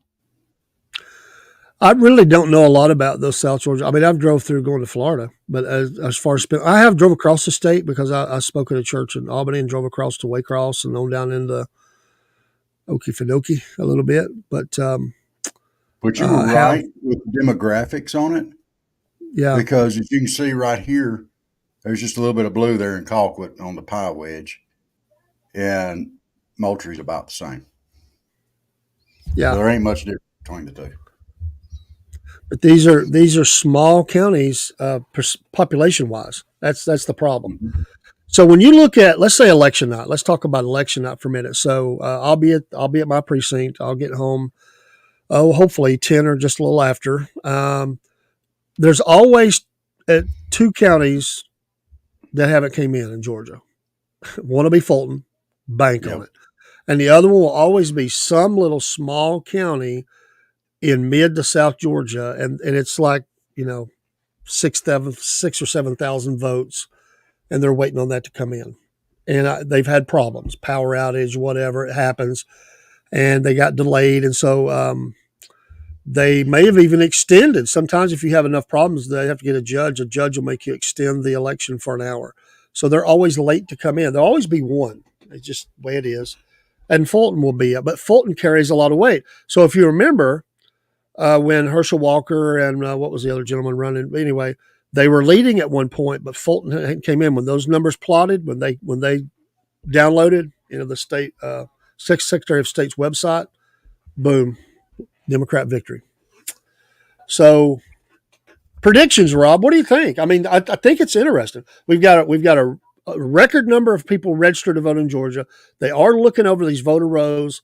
They've probably removed some. I don't know how much. Going into this election was less than 60 days away. Do the Democrats, are they able to push through? Now, I think the Kamala effect could help Georgia here stay red, because she's not likable. I'm sorry. There's a lot of people who don't like her. She's just not likable. I like to pride, and this is a very prideful thing to say. I think the people in my state have enough common sense not to do that. I think they have enough common sense to realize, hey, after these 4 years, with her actually being a part of the White House team with Joe Biden, and they think to think that people would say, hey, she's going to do a complete and total U-turn. I think they got more sense than that.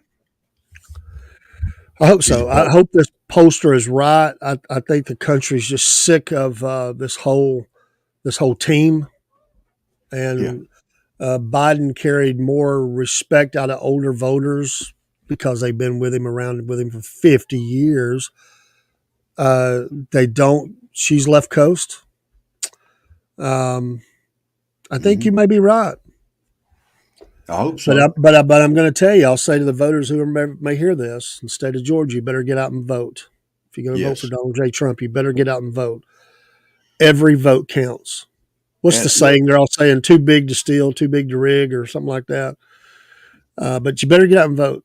You need to vote. And I people get mad at me for saying that about the steal, but is that not thought by many voters in the state of Georgia, Rob? Look, when you think about it, people that did not request a ballot got sent a ballot. Okay? What political affiliation was that? Was that Democrat and Republican evenly? I think not. I don't have the numbers, but I think not. And that's an opinion. That's one way you steal it.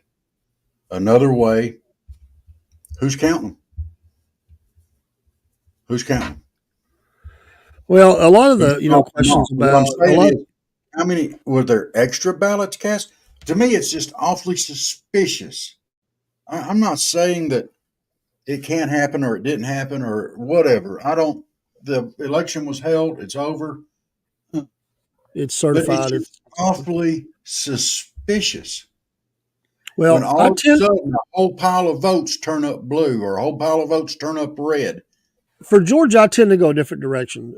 I've talked to elections of people. Of course, I'm a poll worker and a assistant manager at my precinct, and I know I'm confident, absolutely confident, what's happened in my county is legit numbers.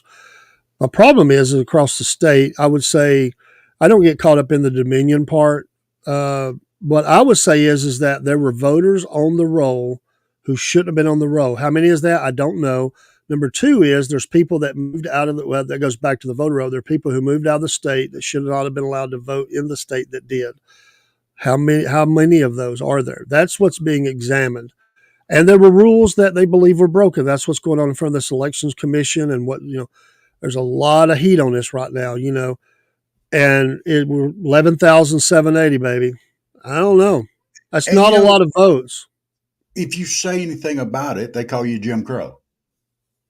If you say they say a lot of things, it's I mean, whether we want it to be or not, it's controversial. Just us sitting here talking about it, we're going to make somebody mad. I mean, maybe the ones that, I don't know if anybody's watching, I do on X, but how many ever sees this or sees it in the days ahead? I may make somebody mad in my county, or maybe even elections officials. I don't think I've said anything controversial.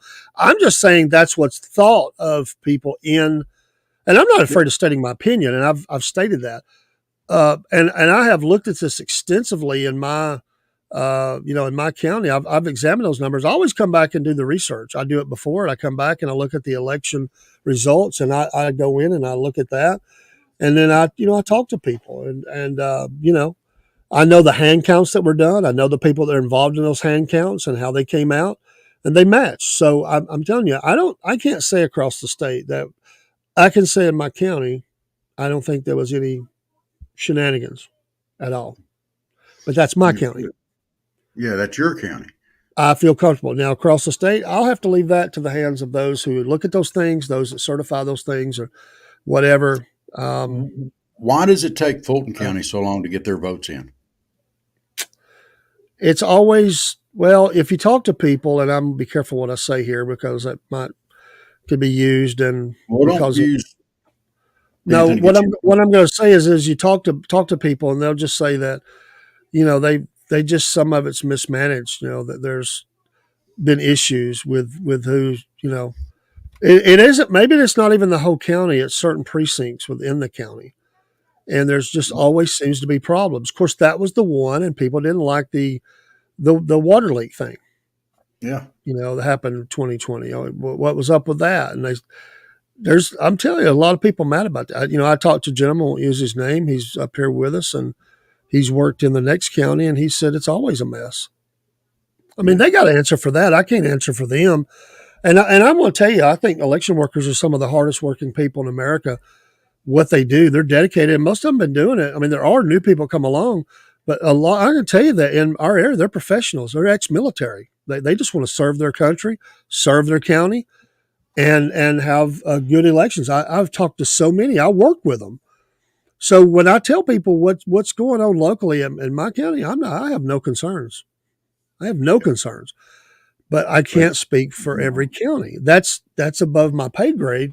But I will say those people has been brought up enough information in front of these election boards and stuff that I'm concerned. And, but all we can do is look at 2024, and we'll just have to see how this goes. They're not, it's not going back. Will there be some people that get in trouble in the future for things? I don't know, maybe. But I think what they're trying to do is said, let's make it the best election we can in 2024. I'm for that. I want that. Yeah. There's always going to be a small number of things that happen. It's not enough to swing an election. Things that happen, they find out later. But I can tell you that there are reviews that go on after election to see if votes actually count in the 3 days after. And then let's say some military votes come in late from overseas. Yeah. That's true. Mm-hmm. When you were did you vote when you were in the military, Rob? I've never asked you this. Did you vote when you were in the military? Was you ever in a place where you wasn't able to go locally and you had to do an absentee ballot, or were you always able to vote? Well, if you were in a local. What I mean, local, you were already stationed in your voting area? Yeah. Or because if you were at another state. I was in another state, and I had to get an absentee ballot. Okay, that's what I mean. You voted every time, but it was usually by absentee ballot. Yes. And they did that, a month ahead of time? 3 weeks? 3 weeks to a month ahead of time? 3 weeks to a month ahead of time. You could vote absentee. There's plenty of time to get it back in. Oh, yeah. And Tarman. That also counts on board ship. They'll do it on board ship as well. You can get absentee ballot. And when you think about that, they have to load them up, put them on another ship or a helicopter and fly them or ship them out and then get them on in. But mail runs in the Navy. That's always been a big thing. So I know it runs in the other branches because if you're out at sea and there's only a few days delay in your mail getting home versus being on in the main, you can't complain. Yeah. Well, I mean, I would just say I want our military to be able to vote. I mean, they're the ones out there defending freedom, and so whatever measures we have to take to make sure they get a vote. Let's make it happen. So Tarman, he votes because of health. He votes absentee, and it helps him. And so, I want that to be there for those folks. So, I mean, if you're disabled or you're elderly, and you can't get there, I don't see anything in the world wrong with that. The true homebound and those disabled, I get it. But Rob, I can tell you at my precinct or early voting when I'm working at one of the 2 early voting precincts, it is really something to watch, Rob. All these older senior citizens with their canes, their walkers, people helping them, wheelchairs, and we always bring those folks to the front of the line. And we have handicap areas. And sometimes they don't even want that, but we have chairs. We sit them in so they can sit there and be comfortable while they're doing that. Rob, it has to be hard for them to get out and do that, but it's important to them. It's important to them to go to the precinct and to vote. I'm not judging anybody. What I'm saying is these folks, they say, I'm going. And when they get to the scanner, sometimes it's hard for them, but they can do it, but a lot of them will stand up. They want to be standing when they put that ballot into that scanner and their vote counts. I have a great respect for that. Oh, I do. A lot of the men have the military hats on. And I'm telling you what, there's a couple of times it was emotional to me to watch how much they love their country. Yeah. I'm telling you, Rob, I wish that's one of the great reasons to go. One, the process, these people defending our rights. And I work in the elections with a lot of veterans or the spouses of those who serve. And I'm telling you, they love their country. They love their country. They're sickened by it. We can't talk about it in there. But you know who you serve. You know who you're serving with. Oh, you know what? You can look into their eyes and you know where they stand. You know how much they love this nation. You know they're sick to death of what has happened. And I don't think there was somebody posted today in one of the let's show this one real quick from Tarman. I get around, but standing in place and walking downstairs are just long walks, getting my pain going badly. I understand, brother. And please don't take anything we're saying about you getting an absentee ballot. I'm just saying that it is truly amazing to watch these patriots go through what they get through to get in there to vote. It's an honor to serve them, an honor to serve them. I helped my wife. She has trouble walking, and she came to vote, and I went out to the car and escorted her in. She's got her cane. She got up there. I was working with the BMDs, the ballot marking devices at one of the times. And one time I was greeting. But anyway, I went over there and I got her a chair and I put her at the handicapped one and, made sure she's all set up and then walked away while she did her voting. When she got everything, had her ballot and her voter access card and all this stuff. And, I went back over and helped her, escorted her to the scanner, and she put her ballot in that scanner. Then I escorted her out the door, and they out to the car and said goodbye and said hey to the grandkids and stuff that came with them and everything. I came back in. One of the co-managers looked at me and said, "Job well done, sir." And I said, "Hey, it's my wife, man." It is 10 after 10:30. And I know you want me up here with you in the morning show. Yeah. Get on out the door. We're going to be getting off here in just a few minutes. Appreciate you coming in tonight. Loved it. I love the perspective. And I didn't mean to go wrong Colquitt. I was thinking Colquitt County because that's the way we look at it. That's a common thing, dude. I'll pull Miller next time, buddy. Okay, we got pull Miller. All right, I'm Miller. gonna What's the move other? here. Then I'm gonna leave studio instead of hitting that end stream button up there. Yeah, so it's Miller, Seminole, and what's that Early, third county? Early. early, That and sounds like Decatur. and Decatur. Decatur's where the monkey farm's gonna go if they succeed, which No, we're gonna. we're going to work on that. We're not for the monkey farm, folks. While Robert's still here, is saying good night. Be sure to join us in the morning for the SFP morning show Monday morning.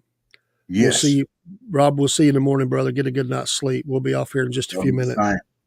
Good night. God bless. And like and follow, subscribe, dance a jig, put your left foot in, right out. Go to the store, buy something, Yeah. wear it proudly. Get your podcast wear and go out and promote this podcast. We appreciate it from the bottom of our heart. Our pea picking heart. See you, Rob. Good night. It's nice to have Rob come in. He's not always in here, but he has a great perspective being there in South Georgia, and I'm North Georgia, and yeah, he can correct me because I don't know those counties down there. I just look at them. And, hey, the Rams just scored. It's going to be a tie game. Fourth quarter going on here, so I've been trying to keep an eye on that. So, I think they're playing in Detroit though. There is a holding call. Don't you just hate that? Somebody scores a touchdown. There's that. Oh, the holding call. It's coming back. And it was I don't know if that's the tight. It looks like a tight end number. Or no, it's actually one of the linemen. Oh, come on. He did grab him a little bit. Let's see how bad. Oh, he grabbed the face mask and held on. Okay, I didn't see that at first. It took him down. It's a good call. It's a good call. So it is second and goal. Second and go. They're real close down there. So I know you get a little football and everything in this political show tonight. Thanks for hanging in there. So we're less than 50 days. We have the biggest thing is Tuesday debate, and I'm looking forward to that. And I don't always say that, but I'm looking forward to it. I said it earlier in one of the earlier shows. Boy, some folks are fun. Donald's fun. I think Donald Trump is fun in debates. Ronald Reagan was great. He had those quibs and stuff. We need to pull a couple of old Ronald Reagan debate quibs and stuff, and maybe show them next week. That would be fun to do. We'll try to get that rounded up. Remember the one where he stumped? It wasn't a debate. Well, it was a campaign stop, and he was sick, and some guys hounding him. He finally just says, "Oh, shut up." That'll live in history. It's one of those that stands out. I remember the Walter Mondale, and we got a deep pass, and that's broken up. It's going to be there's another flag. It's a flag fest, but those were interesting. But I guess if you look at this, there's always talking points and trends, and people are looking at different things. So without getting controversial, what is really encouraging to, let's say, younger voters for the Democrat side? Well, Kamala's younger. Joe obviously was long in the tooth, and she's younger. She tries to be hip. I know the word salad. I get it. They female of color, and to be a part of history. So that is something that means a lot. And it does have that. All these things are the marketing of an election, and you have to look at those things because people are going to look at it. Some trends that I've seen, those things, the absolutely believability that some people have in that Donald J. Trump trashed the military, suckers and losers.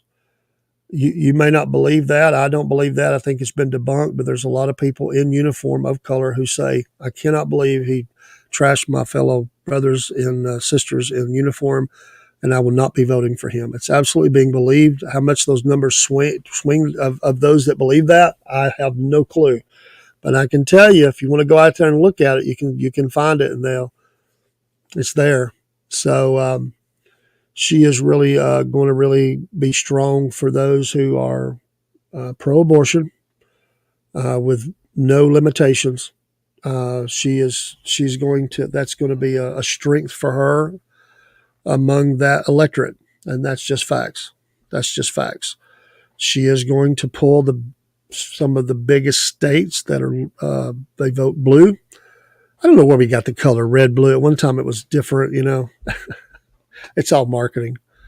But we're red, white, and blue in America, baby. So she's really going to pull that. So students, young students of all age, all demographics, doesn't matter color. They're going to be, many of them will be strong for her. College, what I mean, college age, in college. Yeah, man. Hey, Tar Man. Hey, thanks for being in here, brother. We won't be long behind you. I'm really thinking about doing a wrap up sports show here for about 30, 40 minutes afterwards. So we'll see how I feel when I get off. It may wait till tomorrow, but I'm tired too, and I do have to get up early.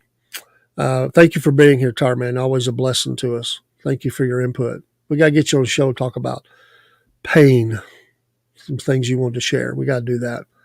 He's faithful. Old friend from way back. And he was a Tar Man, so that's where that name, Tarman 57. I like it. Tarman 57. Thank you again. We can't say it enough. Thank you for all those that are in the stream tonight. And we had a lot of people checking in on us out of Facebook today on our sports show tonight. Heavily, we got some Facebook. We've got some Rumble, and we've got quite a few X folks being in here, and we appreciate that. We look at all those numbers. We want to make sure we're hitting some certain things and trying to, we don't play to a number, but we do look at those things. And, we're looking at where we need maybe boost some things in a stream. And we're looking to add streams. We've had some trouble. Let me just we're in the last few minutes here. Let me talk about a little bit about that. Of course, however you come in, whether it's X or Facebook or YouTube and Rumble, those are foundations for us. But we are really pumping heavy. We don't have any followers yet, but we've just started up the Spotify and Apple podcast. Video on one, be just audio on the Apple. We just got audio there, but the video on the Spotify. We do send everything over. If it's too big to load up for Truth, Getter, there's one other one there. Am I forgetting? Parlor. We forward those over for Rumble. It seems to work well with that platform. And so we send those videos over, and that seems to play well. We're also on TikTok and Clapper. We do some of the smaller stuff, morning funnies, morning devotions, pet of the week if they'll fit, and special interviews that we do that are shorter in length, make great reels. We are putting more and more on Instagram and getting that account up. It's low right now, but we're adding to it. Been really busy. It's been active for us. Twitch has been a problem. We're trying to figure it out. We were live streaming there. I was looking at it again today. I may have to just delete and start over. I cannot figure it out. So anyway, that's not trying to woe is me. Very soon, we already really are, but I've got to expand the plan we have. We're on Podbean. If you're familiar with Podbean, Southern Fried Podcast, do have some things up that are pretty recent, but I would look for that. We've never announced it. It's just, been there. I've been looking at it. I watched some podcasters from there. I sort of like the platform, and we can live stream there as well. And I would look in the next week to 2 weeks. There'll be a Podbean announcement. Rob don't even know that, and maybe not even Chris. Keep paying for Chris. He's on the rebound from his surgery. We got things we got to get done, and he's the mad scientist. So I would look for that. There's also a couple of more that I'm looking at. Not for sure yet, not ready to announce those, but we will also be doing that. But we hope to, in all those, we hope to expand our reach, and we love to interact with you. We appreciate you wherever you're coming from. We've had Canada and Germany, and then all around the nation, and that's the beauty of this ability that we have with technology, is we can talk to people from all over the place. And for whatever reason you watch, we appreciate it. It means a lot. The fact that you think I've got anything to say. We like to have a lot of fun in the morning, we have a morning funny loaded. Devotion is already loaded. We're still in Galatians in our devotion, and we're still praying for, obviously, the school shooting. So that imagery there of the school will be there. And also it's a Jerusalem, a little picture of Jerusalem in that morning devotion. I've been running there, but do pray for them. We're praying for them. We have a morning funny. I think we've got 2 or 3 of those loaded up for the next few days. They'll be up tomorrow night or tomorrow morning, the morning show, 6 a.m. bright. We'll do our shout out to a city. We always look for these funny sounding names, and they're great all around the South. We've got a couple ready to go for that. Tomorrow night, the Mama Said talk show. We've expanded that. So be looking at that. Rob may be doing something early this week, early in the day. He's not sure yet. But Tuesday's kind of an off day for us, except for the sometimes I'll do Dave and AM. I can't do it this week. I have work obligations. I'd have to be way too early, way early.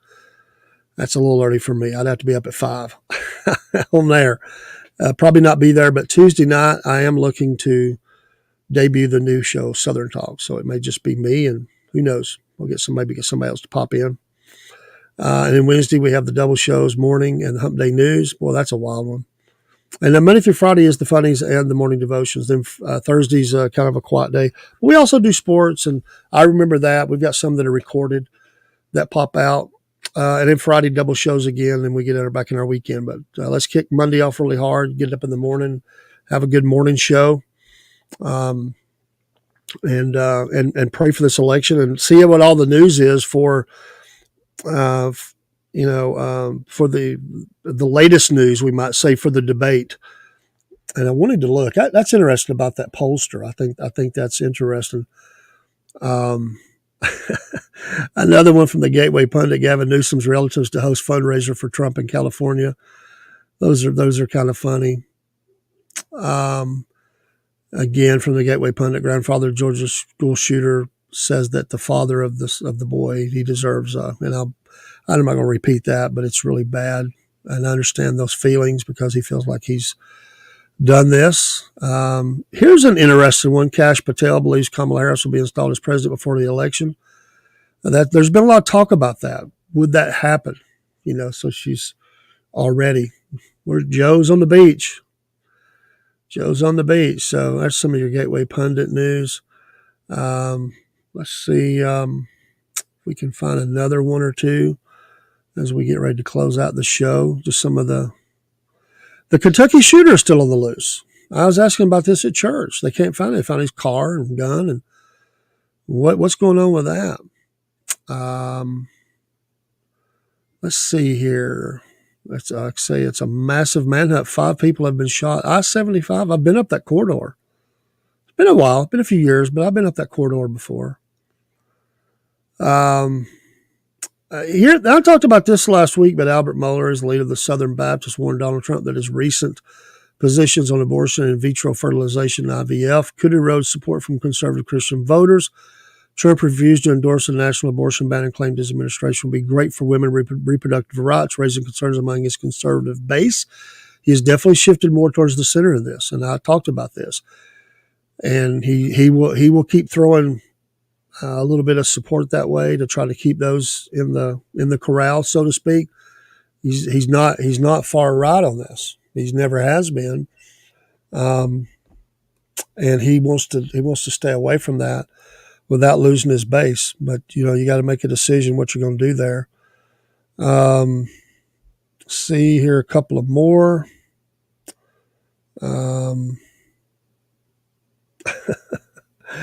Some of them are kind of comical. What? By the way, what has happened with the assassination attempt news? That story, they've killed it, right? They've killed that. They've killed that news story. I mean, it's not even talked about. We'd already had 3 documentaries and 2 major motion pictures if it was the other way, right? Also, when, this, I posted a news article from Alabama, that one town where they said, this is our city. And they shut there's Haitian immigrants coming into town, and there's a lot of controversy about that. And they just shut the meeting down and wouldn't let people speak. So it's heating up in Alabama. But there also is a story out of Ohio. 20,000 have been imported to Springfield, Ohio, since Biden and Kamala took office. So nothing against Haitian people or nothing like that. I'm just saying that people notice that in their town, and it's flipping, and they shouldn't be able to vote at this point. But, that's a fear that people have. So we was talking about things that people kind of fear when you look at that. News article out of Armed Forces Press that Israel has decided they must invade southern Lebanon, timing to be determined. Continuing to fight against the terror organizations. So a couple articles about that. This also popped earlier today. Turkey calls for Islamic military alliance against Israel. Trump says, I better win or Israel is finished. That's pretty strong. Let me just throw this in there. Israel's not finished because God's not going to let them be totally destroyed. So I'll just say it. Read the book. But I get it. It's all positioning, all messaging.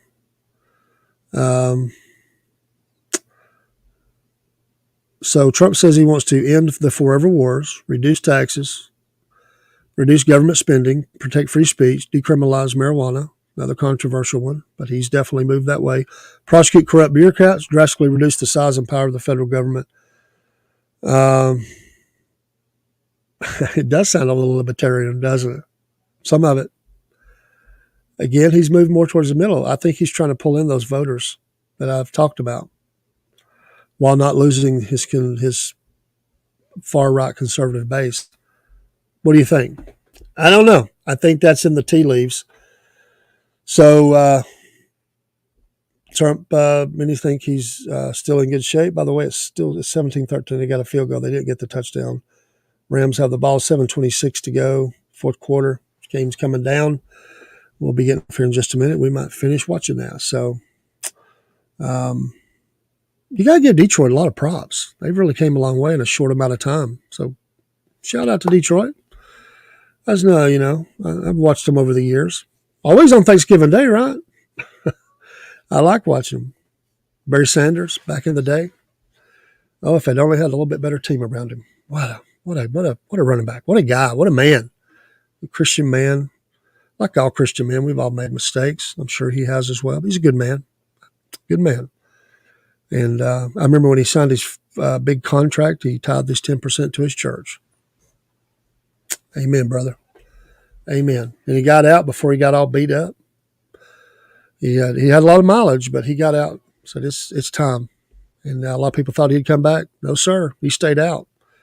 I got to give him credit. Good job, my man. Good job. That's happening more and more. The money's gotten bigger. People saying, I'm not going to play, 10, 12 years. I'm going to play 6 or 7 and get out.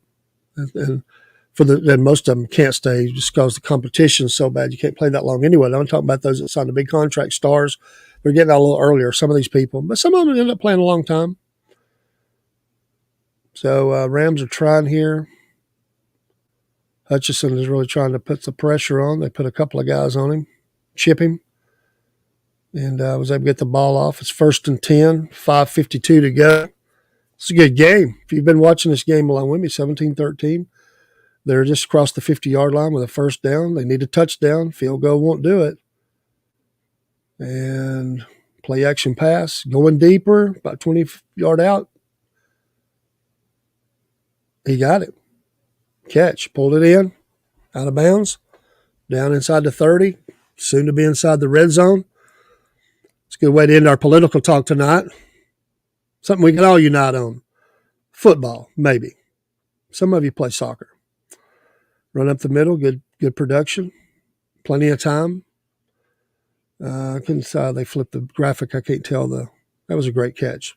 Drug the foot, tucked it in, hit the ground. Because that's Cooper Kupp. He's a master at that, right? A master. I think I want Detroit to win this game, though. I like Stafford, old Georgia boy. Stetson's on the team. I like some of the players there, but I'm not a Rams fan at all. My Falcons blew it today. Oh, my goodness. Cousins. Ooh, there's going to be a lot of talk this week. Uh-oh, pressure, just avoided the sack, throwed it, got it. Stafford's a master. He's a magician. The old man, inside the 10, first down, goal to go, 4:35. Problem is it may be moving too fast here. Give Detroit time. It was a great duck there. That looked like a for sure sack. rolls out to his right, slings it, gets it to those guys. He steps out. And here we are, 4:35, first and goal. It's a good way to end the thing tonight. Hey, folks, thanks for listening. Go vote. I'm voting for, you know who I'm voting for. And I'm going to get me updated hat this week. I am. And there's this touchdown. But there's 4:30 left. So that'll be 19-20 if they get the extra point, which most likely they will. Field goal tie. Be a good rush to the end here. It's been a great football weekend. Saturday, all the college games. Sunday, first full weekend of NFL games. This is great. I love it. Cup again. Boy, he's good. He's good. Except for the injuries. Good. But that's what you want. You want a good game, right? Close.